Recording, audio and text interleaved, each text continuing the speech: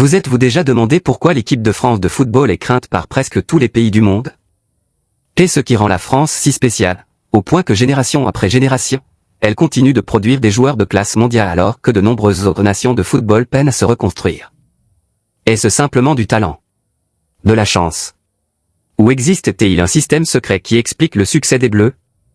Aujourd'hui, nous allons explorer en profondeur l'incroyable histoire de l'équipe de France, un parcours jalonné de gloire, de déception, de joueurs légendaires, de triomphes inoubliables en Coupe du Monde et d'une culture footballistique qui a inspiré des millions de personnes à travers le monde. Il ne s'agit pas simplement de l'histoire d'une équipe de football. Voici l'histoire d'une nation qui s'est transformée en l'une des plus grandes superpuissances du football. Avant que la France ne devienne championne du monde. Avant que Zinedine Zidane ne soulève la Coupe du Monde. Avant que Kylian Mbappé ne devienne l'une des plus grandes stars du football.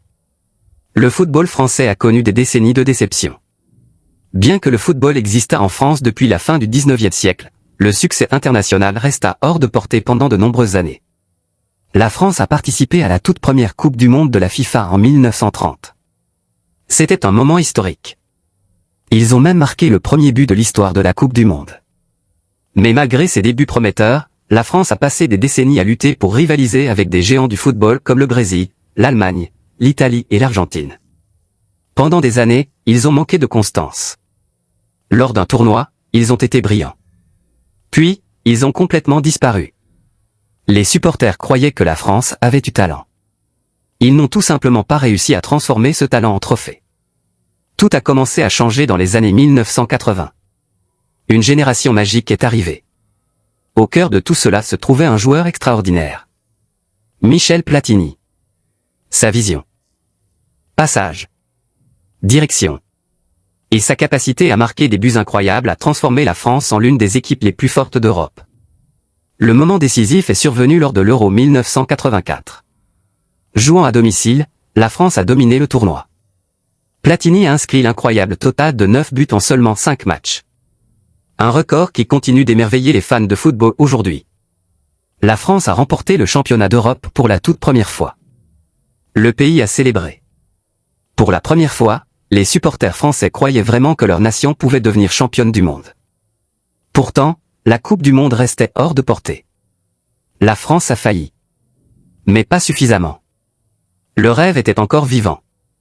S'ensuivit l'une des périodes les plus sombres du football français. Le début des années 1990. La France n'a pas réussi à se qualifier pour la Coupe du Monde de la FIFA 1994. C'était dévastateur. Les supporters étaient dévastés. Nombreux sont ceux qui ont remis en question la direction prise par le football français. Mais parfois, l'échec devient le début de la grandeur. En coulisses, les instances dirigeantes du football français ont complètement repensé le développement des joueurs. Ils ont investi massivement dans les académies de jeunes. Une de ces académies deviendrait célèbre dans le monde entier. Clairefontaine. Ce n'était pas une simple école de football. Elle est devenue une véritable pépinière de futurs superstars. Les jeunes joueurs étaient entraînés non seulement sur le plan technique, mais aussi mental. Discipline. Travail d'équipe. Prise de décision. Tout comptait. L'académie allait par la suite former des joueurs qui allaient conquérir l'Europe et le monde. Puis vint 1998. Une année à jamais gravée dans l'histoire de France. La France a accueilli la Coupe du Monde de la FIFA. Les attentes étaient énormes. L'équipe était dirigée par un entraîneur calme et intelligent. Aimé Jacquet. Nombreux étaient les critiques qui doutaient de lui. Certains journaux ont même exigé sa démission avant le début du tournoi. Mais Jacquet faisait confiance à son équipe. Il a constitué une équipe équilibrée. Défense solide. Milieu de terrain créatif. Agresseur clinique. Et un meneur de jeu exceptionnel. Zinedine Zidane. Au fur et à mesure que le tournoi progressait, la France s'est renforcée. La défense semblait quasiment impénétrable. Fabien Barthez a inspiré confiance dans les buts. Lilian Thuram a peut-être livré le plus grand match de sa carrière contre la Croatie. Didier Deschamps a mené son équipe comme un vrai capitaine. Puis vint la finale. France contre Brésil. Les champions en titre. Le monde du football s'attendait à une victoire du Brésil. Plutôt, la France a surpris tout le monde. Zidane a inscrit 2 buts de la tête inoubliables avant la mi-temps. Emmanuel Petit inscrit un autre but en fin de match. La France a gagné 3-0. Le pays a explosé de joie. Pour la toute première fois, la France est devenue championne du monde. Les Bleus avaient enfin atteint le sommet du football mondial. La victoire a tout changé. Partout en France, les enfants rêvaient de porter le maillot bleu. La participation au football chez les jeunes a connu une augmentation spectaculaire.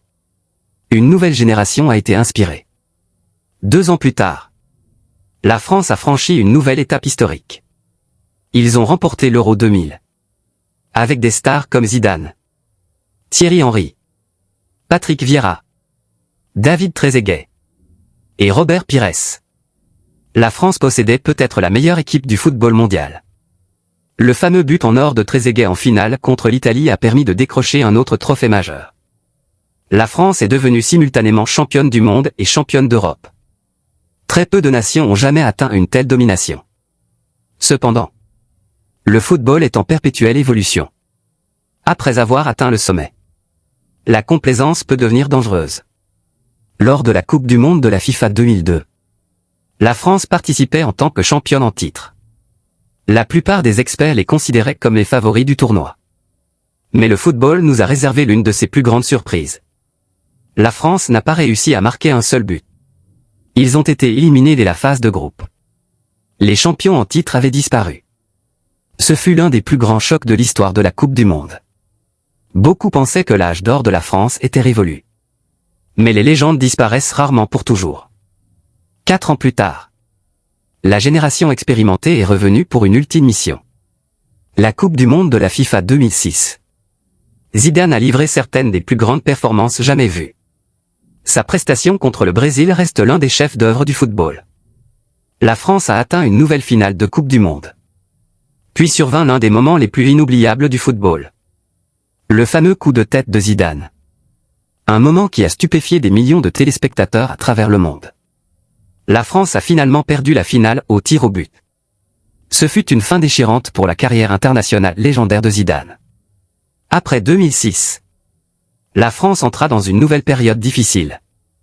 Conflits internes. Mauvaise performance. Manque d'unité. Le point le plus bas a été atteint lors de la Coupe du monde de la FIFA 2010. Les joueurs se sont disputés publiquement. Les séances d'entraînement ont été boycottées. Le tournoi tout entier est devenu une honte nationale. Les supporters se sont sentis trahis. Il fallait que quelque chose change. Ce changement est arrivé grâce à un visage familier. Didier Deschamps. L'ancien capitaine qui avait soulevé la Coupe du monde en 1998. Il est maintenant revenu en tant qu'entraîneur-chef. Sa mission n'était pas simplement de gagner des matchs. Il s'agissait de reconstruire le football français de l'intérieur. La discipline est revenue. Le respect était rendu. L'esprit d'équipe est de retour. En même temps, une génération extraordinaire de jeunes talents a émergé. Paul Pogba, Antoine Griezmann, Raphaël Varane, N'Golo Kanté, je n'ai pas peur, clip officiel. Hugo Lloris. Et finalement, un adolescent qui allait changer le football à jamais. Kylian Mbappé. La Coupe du monde de la FIFA 2018 est devenue l'histoire de la rédemption de la France. Ils ont combiné vitesse, pouvoir, génie technique et le renseignement tactique. Mbappé a terrorisé les défenseurs grâce à sa vitesse incroyable. Griezmann a créé des opportunités. Kanté a dominé le milieu de terrain. Varane a contrôlé la défense. La France a battu la Croatie 4-2 en finale. 20 ans après leur première Coupe du monde, la France est redevenue championne du monde. Seule une poignée de pays ont remporté plusieurs Coupes du monde. La France a officiellement rejoint le cercle des plus grandes nations du football. Pourtant, leur fin ne disparut pas. Lors de la Coupe du monde de la FIFA 2022. Malgré de nombreuses blessures avant le tournoi, la France a tout de même atteint une autre finale. Mbappé a livré l'une des plus grandes performances de l'histoire des finales de Coupe du monde. Il a inscrit un triplé époustouflant. Mais l'Argentine a finalement soulevé le trophée après une séance de tirs au but inoubliable. Même dans la défaite, la France a prouvé qu'elle restait parmi l'élite du football. L'un des plus grands atouts de la France est son incroyable système de formation des joueurs.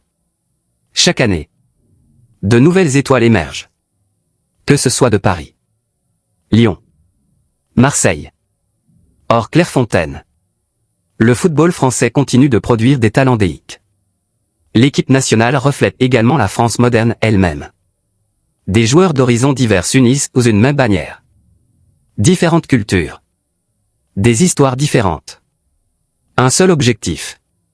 Représenter la France avec fierté. Cette diversité est devenue l'un des plus grands atouts de l'équipe.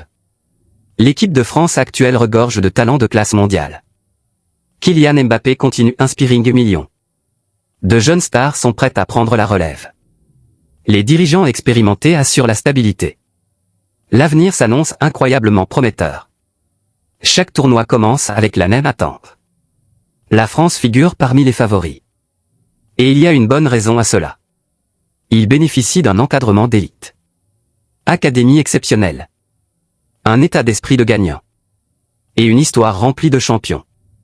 L'équipe de France n'est pas qu'un simple regroupement de footballeurs talentueux. C'est le fruit de décennies de planification.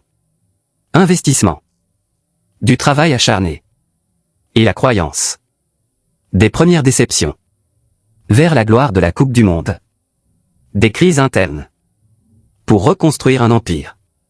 La France a connu toutes les émotions que le football peut offrir. C'est peut-être pour cela que les Bleus restent l'une des équipes nationales les plus respectées de l'histoire. Leur histoire continue. De nouvelles légendes sont sur le point de naître. Il reste encore de nouveaux trophées à gagner. Et quelque part, dans un centre de formation de jeunes en France aujourd'hui. La prochaine superstar se prépare peut-être déjà à porter le célèbre maillot bleu et à inspirer des millions de personnes à travers le monde. Parce qu'en France, le football n'est pas qu'un jeu.